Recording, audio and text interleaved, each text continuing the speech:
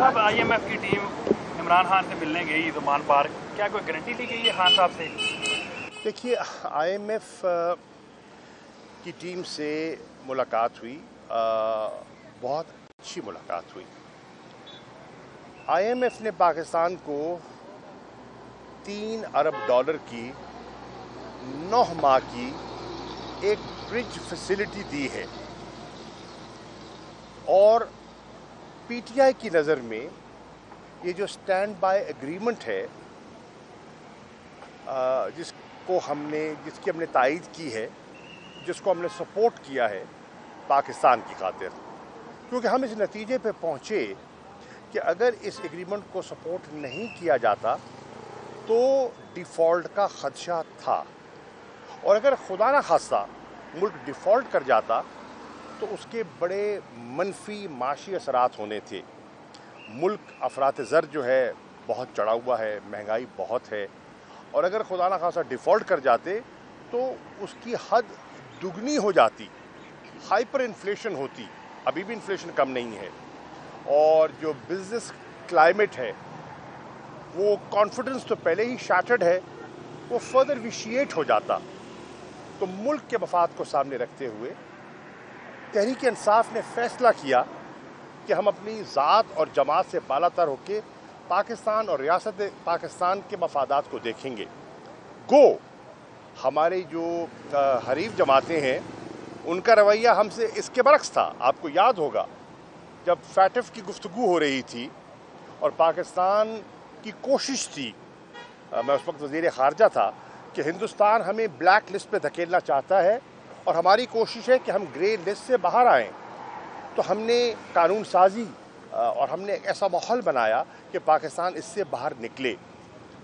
बदकिस्मती से उस वक़्त जो इस वक्त PDM की जमातें हैं उन्होंने हमसे ताउन न किया, हमसे नहीं, पाकिस्तान से ताउन न किया। आज इस्लामाबाद की ATC अदालत में मेरे 2 केसेस लगे हुए थे जिनमें मैं पेश हुआ। जज साहब ने पूछा और मैंने अर्ज़ की, मेरे काउंसिल ने अर्ज़ की कि हमने इन्वेस्टिगेशन ज्वाइन कर ली है। IO से उन्होंने पूछा तो उन्होंने कहा कि अभी हमने इन्वेस्टिगेशन करनी है, हमने ज्वाइन कर ली है। उन्होंने हिदायत दी कि इन्वेस्टिगेशन को जल्द अज जल्द मुकम्मल किया जाए, और 18 जुलाई की तारीख उन्होंने डाल दी और 18 को मैं पेश होऊंगा। आज जिस नुक्ते पे बात करना चाहता हूँ वो सियासी नौइयत का है, और आपके इल्म में है कि कल मौलाना फजल रहमान साहब ने एक अहम प्रेस कॉन्फ्रेंस की है, और उस प्रेस कॉन्फ्रेंस में उन्होंने PDM की अहम जमात पाकिस्तान मुस्लिम लीग नून की क़यादत से गिला किया है। उन्होंने कहा कि अगर आपने दुबई में एक नशिस्त करनी थी और आपकी मीटिंग तय हो गई थी तो आप PDM का हिस्सा हैं, आपको PDM की दीगर जमातों को एतमाद में लेना चाहिए था। ये मीटिंग यखलख्त नहीं हुई, अचानक नहीं हुई, शेड्यूल्ड मीटिंग थी, पहले से तयशुदा मीटिंग थी, और आप हमें एतमाद में लेकर जाते। उन्होंने अपना किला रिकॉर्ड करवाया। आपके इल्म में है कि मुस्लिम लीग नून और पाकिस्तान पीपल्स पार्टी की एक सियासी तारीख़ है, और वो सियासी तारीख़ जो है वो शकूक व शुबहात पर मबनी है। आज वो तावन कर रहे हैं, माजी में वो हरीफ रहे हैं, और मुस्तक़बिल में वो कह चुकी हैं कि PDM कोई इलेक्टोरल अलायंस नहीं है, चुनांचे उनके सियासी रास्ते जुदा होंगे। तो PML नून के और पीपल्स पार्टी के सियासी रास्ते जुदा, PDM के अंदर एतमाद की फ़िज़ा जो है वो अबरालूद, उसमें फुक़दान। तो ये एक नई दिलचस्प सियासी सूरत हाल जन्म ले रही है, और इंतखाबात की भी आमद है, तो देखते हैं कि ऊँट किस करवट बैठता है। शुक्रिया। शाह साहब, IMF की टीम इमरान खान से मिलने गई ईद-उल-मान पार्क, क्या कोई गारंटी ली गई है खान साहब से? देखिए, IMF की टीम से मुलाकात हुई, बहुत अच्छी मुलाकात हुई। IMF ने पाकिस्तान को $3 अरब की 9 माह की एक ब्रिज फैसिलिटी दी है और PTI की नज़र में ये जो स्टैंड बाय एग्रीमेंट है जिसकी हमने तायीद की है, जिसको हमने सपोर्ट किया है पाकिस्तान की खातिर, क्योंकि हम इस नतीजे पे पहुँचे कि अगर इस एग्रीमेंट को सपोर्ट नहीं किया जाता तो डिफ़ॉल्ट का ख़दशा था, और अगर खुदा न खास्ता मुल्क डिफ़ॉल्ट कर जाता तो उसके बड़े मनफी माशी असरात होने थे। मुल्क अफरात ज़र जो है बहुत चढ़ा हुआ है, महंगाई बहुत है, और अगर खुदा न खास्ता डिफ़ॉल्ट कर जाते तो उसकी हद दुगनी हो जाती, हाइपर इन्फ्लेशन होती। अभी भी इन्फ्लेशन कम नहीं है, और जो बिज़नेस क्लाइमेट है, वो कॉन्फिडेंस तो पहले ही शैटर्ड है, वो फर्दर विशिएट हो जाता। तो मुल्क के मफाद को सामने रखते हुए तहरीक इंसाफ ने फ़ैसला किया कि हम अपनी ज़ात और जमात से बालातर होकर पाकिस्तान और रियासत पाकिस्तान के मफादात को देखेंगे। गो हमारे जो हरीफ जमातें हैं, उनका रवैया हमसे इसके बरक्स था। आपको याद होगा जब फैटफ की गुफ्तगू हो रही थी और पाकिस्तान की कोशिश थी, मैं उस वक्त वज़ीर ख़ारजा था, कि हिंदुस्तान हमें ब्लैक लिस्ट पे धकेलना चाहता है और हमारी कोशिश है कि हम ग्रे लिस्ट से बाहर आएँ। तो हमने कानून साजी और हमने एक ऐसा माहौल बनाया कि पाकिस्तान इससे बाहर निकले। बदकिस्मती से उस वक़्त जो इस वक्त PDM की जमातें हैं, उन्होंने हमसे ताउन न किया, हमसे नहीं, पाकिस्तान से ताउन न किया, और उन्होंने अपनी ख्वाहिशात का एक पलंदा, जिसको वो नैब कवानीन की तरामीम हमारे सामने उन्हें रख दी और मशरूत कर दिया कि अगर आपने हमारा वोट लेना है तो नैब के इन कवानीन में, इन शिकों में तब्दीली लाइए। फिर आपने देखा कि उन्होंने असेंबली में वोट भी नहीं किया और नैब के कानून साजी में उन्होंने हिस्सा नहीं लिया, उन्होंने बायकॉट किया। अल्हम्दुलिल्लाह हमारे नंबर्स पूरे थे, अल्हम्दुलिल्लाह हमारा होमवर्क मुकम्मल था और पाकिस्तान कामयाबी से ग्रे लिस्ट से बाहर आ गया। फ़र्क सिर्फ इतना है कि हमने पाकिस्तान के मफादात को तरजीह दी और उन्होंने अपने ज़ाती मफाद को तरजीह दी। हमने आज अपनी पार्टी के इंटरेस्ट को दोयम रखा और पाकिस्तान के मफादात को अव्वलियत दी। ये फ़र्क है एक। नंबर 2, PDM इस बात पर माफ़ कीजिए, PTI इस बात पर कन्विंस्ड है कि ये जो स्टैंड बाय एग्रीमेंट है, ये मसले का हल नहीं है।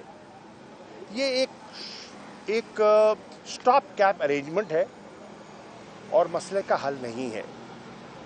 और फिर इसकी 3 हिस्से हैं और ये 3 किस्तें होंगी। पहली किस्त उन्होंने कहा है वो देना चाहेंगे अब, ताकि जो एक स्टेबिलिटी आए और गैर यकीनी सूरत हाल ख़त्म हो, और वो तकरीबन $1 बिलियन की होगी। दूसरी किस्त तब दी जाएगी तब ख्याल ये है कि मुल्क में इंटरिम गवर्नमेंट आ चुकी होगी, क्योंकि असेंबलियों की मियाद जो है वो 12 अगस्त को पूरी हो जाएगी। और तीसरी किस्त जो है उसकी डिसबर्समेंट होगी जब नई हुकूमत मार्ज़ वजूद में आ चुकी होगी।